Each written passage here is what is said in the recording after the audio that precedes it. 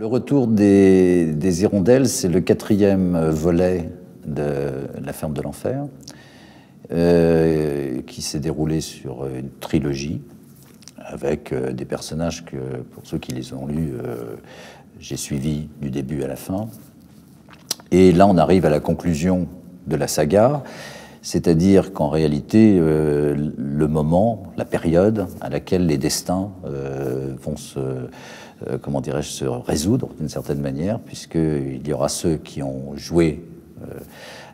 la carte de l'occupant et qui vont donc devoir payer l'addition, comme on dit.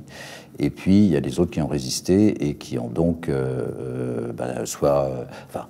selon les personnages, ont agi de telle manière à ce que la France, non seulement comment dire, se débarrasse de l'occupant, mais aussi pour créer un nouveau pays, avec sur de nouvelles dispositions légales, une organisation nouvelle, et surtout un enthousiasme nouveau. Ce qui fait que c'est un livre qui se termine de manière positive, à mesure où ce qui m'importait, c'était de faire en sorte que ceux de tous ces destins, d'abord qu'il y ait une résolution, bien entendu, mais surtout qu'on comprenne mieux le pourquoi les gens ont-ils vécu, certains en collaborant, d'autres en, comment dire, en jouant la carte de la liberté.